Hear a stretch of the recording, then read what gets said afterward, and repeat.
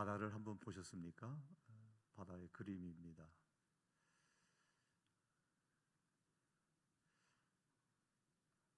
끝이 보이십니까? 끝이 안 보이죠? 왜 안 보일까요? 끝이 없어서 안 보일까요? 무엇이 문제라서 끝이 안 보일까요? 끝이 없는 것이 아니고 내 눈이 저 끝까지 볼 수 있도록 되어져 있지 않고 자연의 현상 때문에 볼 수가 없습니다.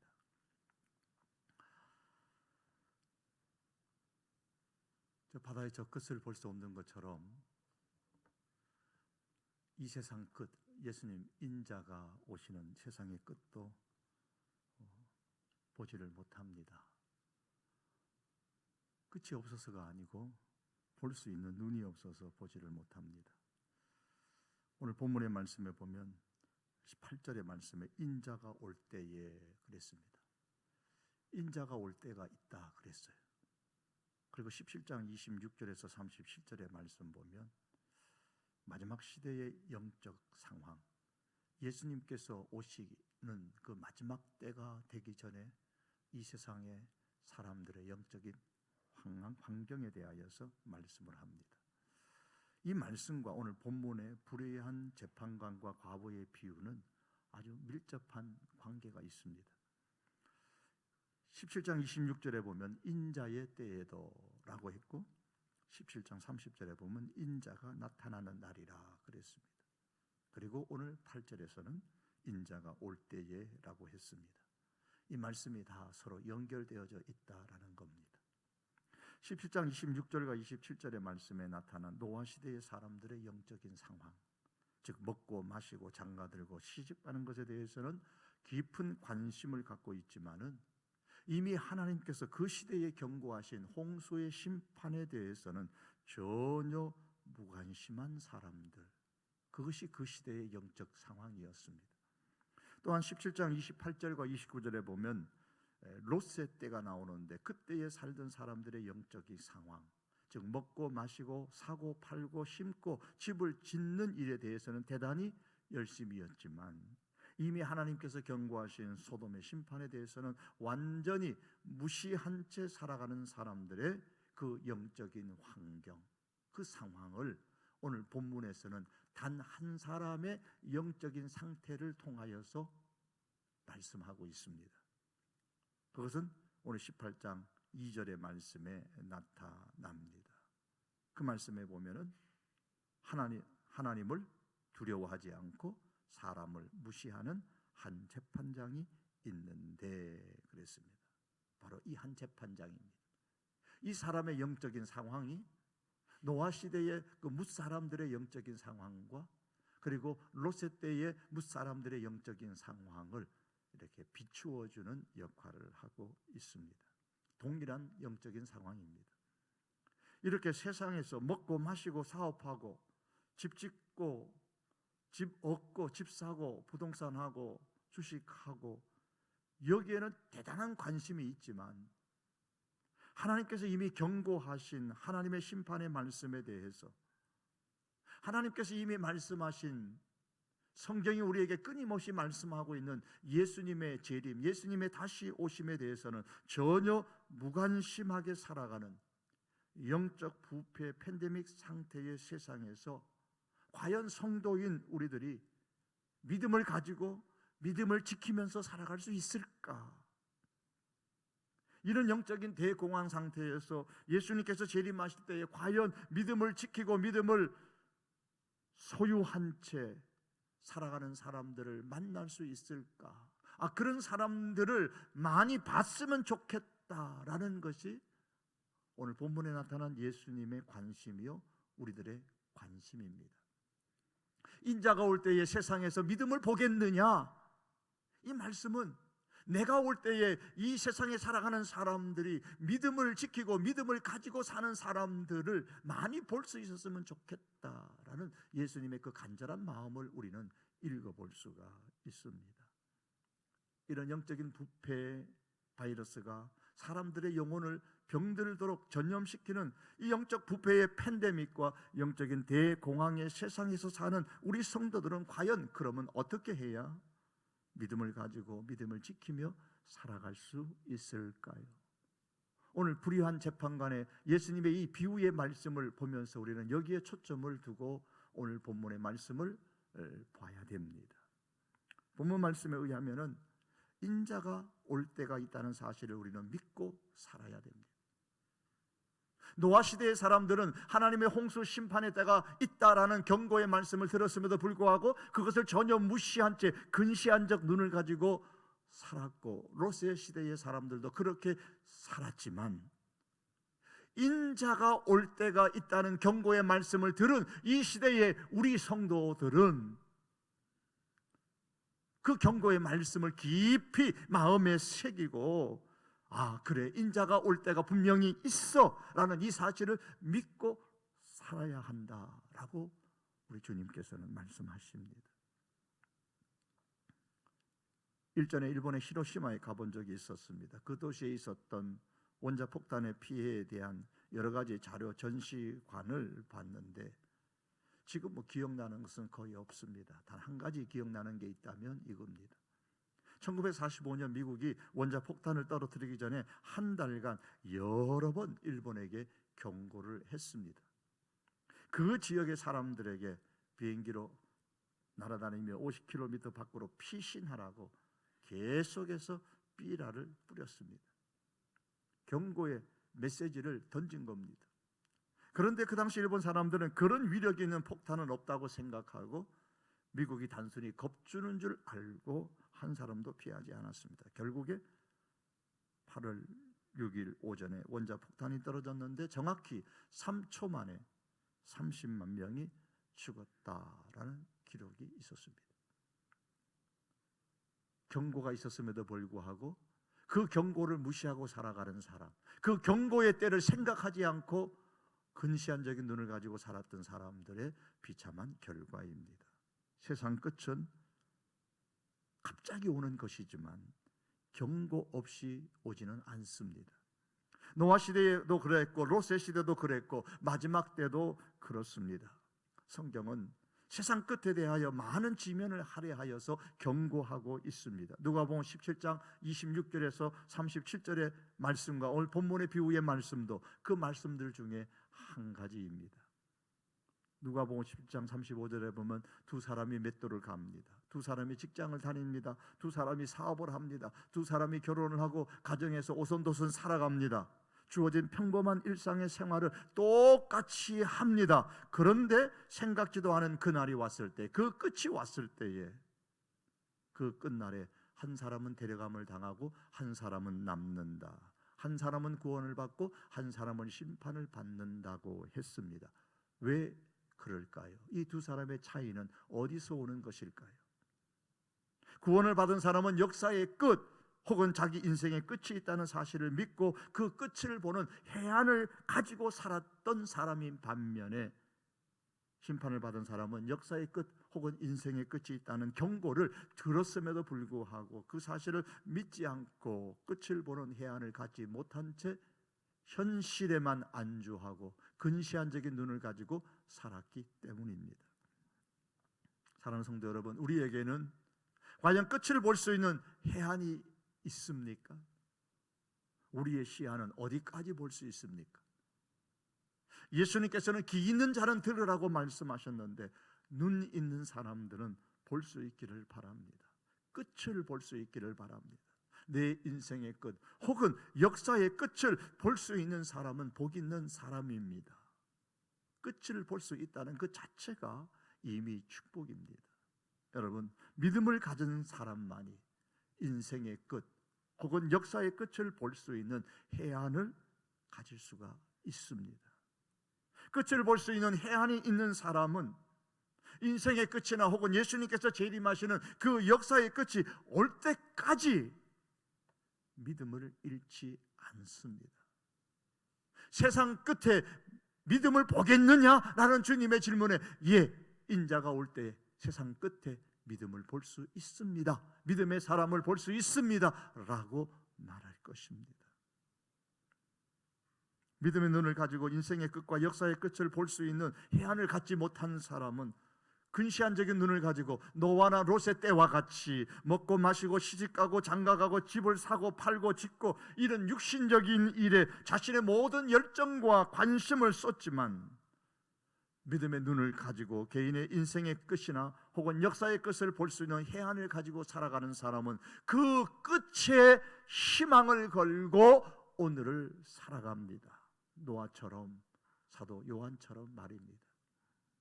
오늘 교회에서 있었던 일입니다. 60세가 훨씬 넘었던 한 여성도님이 목사님을 찾아와서 상담하기를, 목사님 나 이혼할래요? 목사님이 깜짝 놀라서 물었습니다. 지금까지 30년이 넘도록 함께 사셨는데 이제 와서 이혼하신다니 이유가 뭡니까? 이 여성도가 대답을 합니다. 지난 날이 너무 억울해서 남은 때라도 원 없이 살아보려고요. 목사님이 질문을 합니다. 성도님, 만일에 남편이 앞으로 6개월밖에 못 산다면 그래도 이혼하시겠습니까? 그럼 견딜 수 있어요. 그럼 만약 한 달밖에 못 산다면 어떻게 하시겠어요?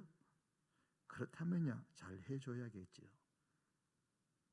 아니, 이혼하겠다는 사람이 6개월밖에 못 산다고 하니까 견딜 수가 있대요. 한 달밖에 못 산다고 하니까 잘해줘야 되겠대요. 왜 그럴까요? 끝이 보이기 때문이죠. 아주 보기 싫은 사람, 언제까지 살지 모르니까 지금 이혼하고 싶다는 거예요. 끝만 보인다면은 견딜 수 있겠다는 겁니다. 잘해줘야 되겠다는 겁니다. 호스피스 병동에서 오랜 날 동안 근무했던 어느 분의 말에 의하면 시한부 삶을 살아가는 사람들, 자신의 개인의 끝을 보면서 사는 사람들의 후회 가운데서 가장 큰 후회는 아껴주고 사랑해야 주어야 할 사람을 아껴주지 못하고 사랑하지 못하며 살아온 것이라고 이야기한다고 합니다. 통계적으로 그렇답니다. 있을 때 잘해주어야 됩니다. 끝이 보이니까 잘해주지 못한 거, 사랑해주지 못한 게 아쉽더라는 거예요. 후회스럽다는 겁니다. 사랑하는 성도 여러분, 그럴 리는 없겠지만 만일 저와 여러분들의 끝이 1년밖에 살지 못한다면 어떻게 사시겠습니까? 아마도 삶이 달라지지 않겠습니까? 끝이 보이니까요. 여러분, 예수님께서 오실 때가 있다는 것을, 있다는 이 사실은 개인적으로는 인생의 끝이 있다는 말이고 역사의 끝이 있다는 말입니다. 이 끝을 볼 수 있는 영적인 해안을 갖고 육신적인 일에 파묻혀서 그 성취의 기쁨을 위해서 살아가는 것이 아니라 예수님께서 오시는 그 끝에 있을 그 상황들을 생각하고 그곳에 희망을 두고서 오늘 지금을 믿음으로 사는 저희들이 될 수 있기를 원합니다. 영적인 부패 팬데믹과 영적인 대공황의 세상에 사는 우리 성도들은 어떻게 해야 믿음을 가지고 믿음을 지키며 살아갈 수 있을까? 그 방법은 인자가 올 때가 있다, 끝날 때가 있다라는 사실을 믿고 살아야 됩니다. 끝이 있다는 사실을 믿고 믿음의 눈으로 끝을 바라보며 오늘을 살아야 합니다. 그런데 끝을 보는 해안을 가지고 그 끝에 희망을 걸고 믿음으로 오늘을 산다는 것이 결코 쉬운 것만은 아닌지요. 왜냐하면 영적인 이 부패 팬데믹과 같은 이 세상에는 예수님께서 다시 오시는 그 끝을 보지 못하게 만드는, 우리의 해안을 가로막는 장애물들이 참 많이 있기 때문입니다. 여러분 앞에는 어떤 장애물들이 있습니까?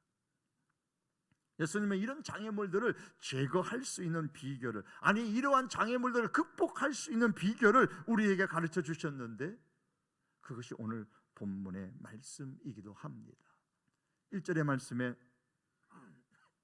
예수께서 그들에게 항상 기도하고 낙심하지 말아야 할 것을 비유로 말씀하여, 끝을 바라보고 그 끝에 희망을 걸고 그 어떤 장애물이 있을지라도 믿음으로 오늘을 사는 방법은 기도하라 그러셨습니다. 기도하는 것입니다.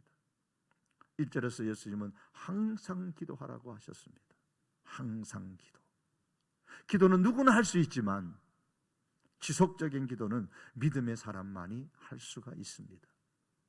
그 끝을 볼 수 있는 사람만이 할 수 있습니다. 이 지속적인 기도는 그런 면에서 믿음의 표현입니다. 왜냐하면 지속적인 이 기도는 하나님의 존재를 인정하는 사람만이 할 수 있기 때문입니다.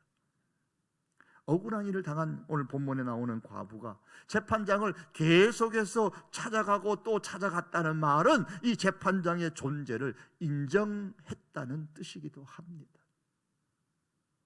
하나님을 존재를 믿지 않는 사람들도 죽음의 위기에 처하면 그 한 번쯤은, 아니 한두 번쯤은, 한 번만 살려주시면 하나님을 믿겠습니다 라고 그렇게 고백하는 사람들 있죠.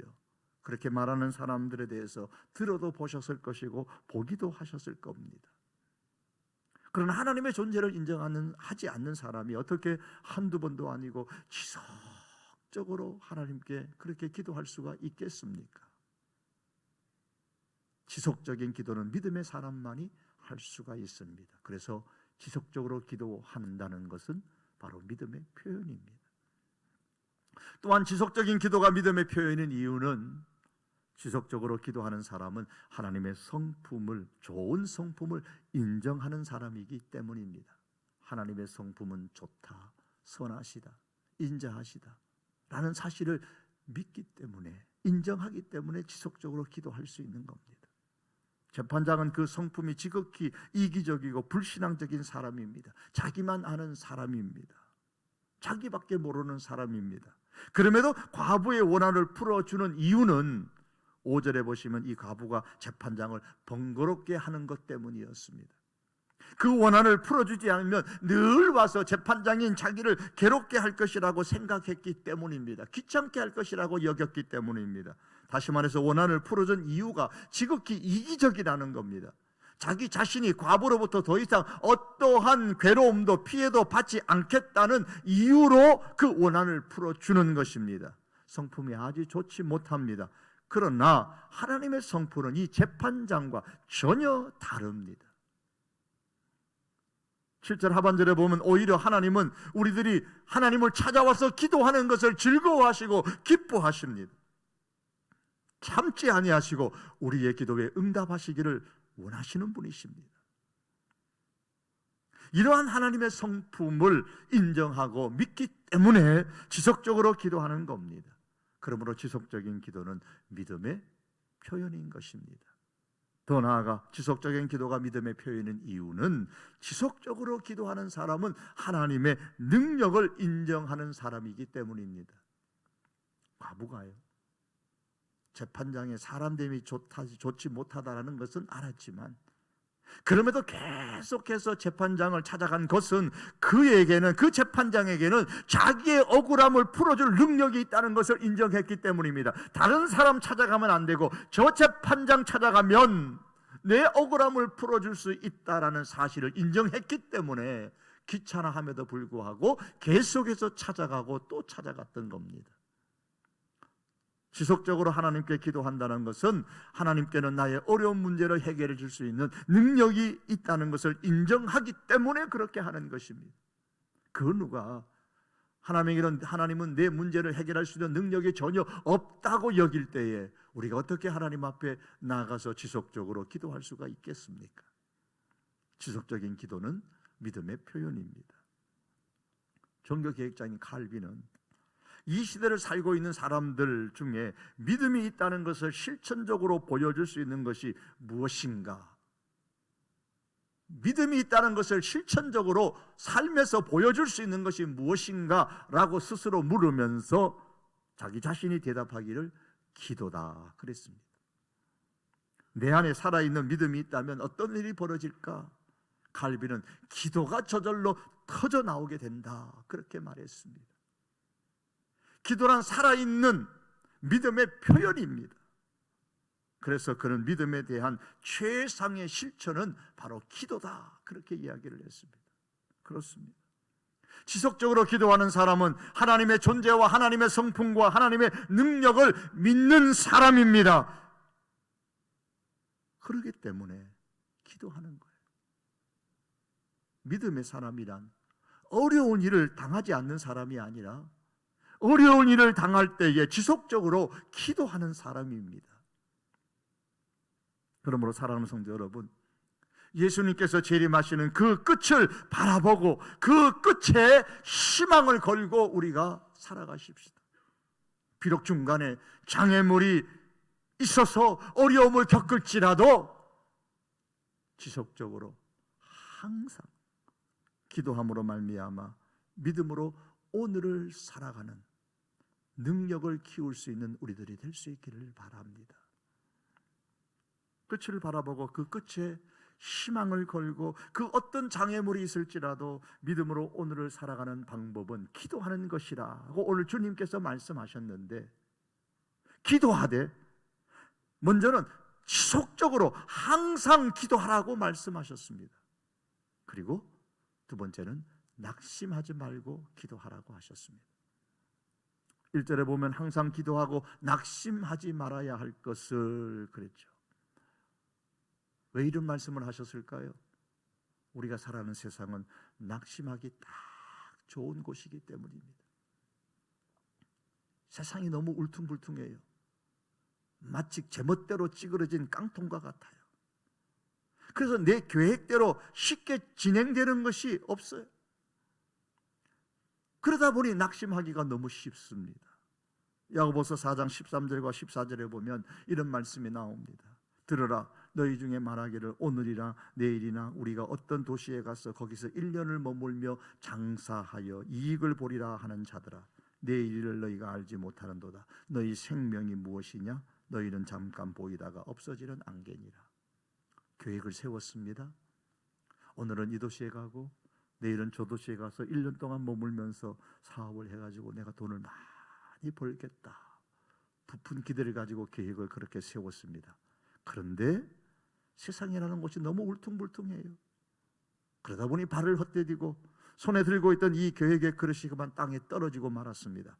땅에 떨어지리라고는 생각조차 못했는데 그 계획이라는 그릇이 산산조각 나고 말았습니다. 산산조각 날 줄 몰랐는데 산산조각이 나고 말았습니다. 오히려 왔다 갔다 하면서 투자한 본전도 잃어버리고 시간도 잃어버리고 너무 속상해서 건강도 잃어버리고 말았습니다. 왜 이렇게 됩니까? 세상이 너무 울퉁불퉁하다는 것. 그래서 내일 일을 우리가 알지 못하기 때문입니다. 그래서 산상조각난 계획을 보면서 수많은 사람들이 낙심합니다. 이 코로나 팬데믹 속에서 지난 1년을 보내고 아직 끝나지 않은 이 시대를 우리가 지나가면서 낙심하는 분들도 너무 많습니다. 이렇게 우리의 인생살이가 낙심을 불러일으키는 일들이 너무 많다는 것을 아시는 예수님이시기에, 그래서 너의 삶이 그럴지라도 낙심하지 말고 기도하라 그랬습니다. 그래야 인자가 올 때에 세상에서 믿음을 가진 사람으로 설 수 있다고 말씀하고 계십니다. 지속적으로 기도할 때 이를 방해하는 가장 큰 장애물은 낙심입니다. 그러므로 여러분, 기도하다가 낙심될 때가 있다면, 그래서 더 이상 지속적으로 기도하기를 포기하고 싶다라는 생각이 들 때에 30분만 더 기도하십시오. 30분만 더. 오늘 산악일의 말입니다. 산에서 조난당한 사람이 조난당한 현장에서 죽는 경우는 퍽 드물다고 합니다. 대부분 마을 가까이 내려와서 죽는 경우가 많다고 그래요. 물론 조난당한 사람은 자기가 마을 인근까지 내려왔다는 사실을 알지를 못합니다. 그런데 조난을 당한 다음에 극복하려고 애쓰고 하다가 이제는 도저히 안 되겠다, 더 이상 희망이 없다고 생각하고 모든 것을 포기해 버림으로써 인근 마을까지 왔다는 사실을 모른 채 그냥 포기해 버리고서 죽음을 맞이하고 맙니다. 그래서 전문 산악인들은 이렇게 가르친다고 해요. 조난을 당해서 버티다가 마지막이라고 느꼈을 때에 30분만 더 버텨라. 만일 마을 가까이 내려왔다는 사실을 알았다면 그들은 결코 죽지는 않았을 것이다 라고 말했습니다. 조난을 당해서 버티다가 더 이상 못 견디겠다, 이제 마지막이다고 느꼈을 때에 30분만 더 견뎌라. 이것은 조난당한 사람에게만 해당되는 말은 아닐 겁니다. 우리 모두에게 해당되는 말입니다. 어떤 사람이 그래서 이렇게 얘기했습니다. 이게 마지막이야. 이젠 도저히 견딜 수가 없어. 이제 한계에 도달한 거야.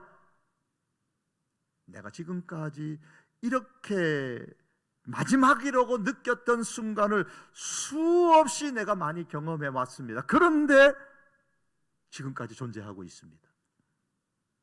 이것은 진정 내가 한계의 순간에 도달했다고 했던 그 한계가 아니었다라는 사실을 말해주고 있습니다 라고 이야기했습니다. 여러분, 그렇잖아요. 어떤 일을 하다가 도저히 힘들어서 할 수 없다고, 더 이상 할 수 없다고 중도에서 포기하려는 바로 그때가 그 일의 정점에 도달한 때라고 할 수 있다는 겁니다. 그때가 지나면 이제 쉬워질 수도 있는데 우리는 그 점을 잘 모릅니다. 그래서 우리가 하는 그 일이 힘들다고 느껴질 때에, 이것이 마지막으로 느껴질 때에, 내 힘으로 할 수 있는 한계의 점에 도달했다고 그런 생각이 들 때에 산악인들 뿐만 아니라 우리 역시도 30분만 더 참고 견뎌볼 필요가 있습니다. 물론 여기서 30분이라는 이 말은 시간적인 타임을 의미하는 것은 아닙니다. 시계를 재보고 30분이야? 그 말은 아닙니다. 더 참고 견뎌보라는 인내를 강조하는 말입니다. 우리의 기도도 그러합니다. 우리 성도라면 누구나 어려운 일을 당할 때에 먼저 기도하죠. 저와 여러분 가운데 어려운 일을 당하면 기도하지 않는 분이 어디 계시겠습니까?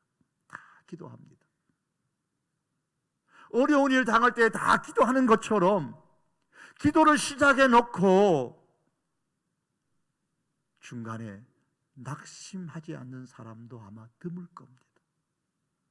기도하다가 이런저런 이유로 낙심합니다.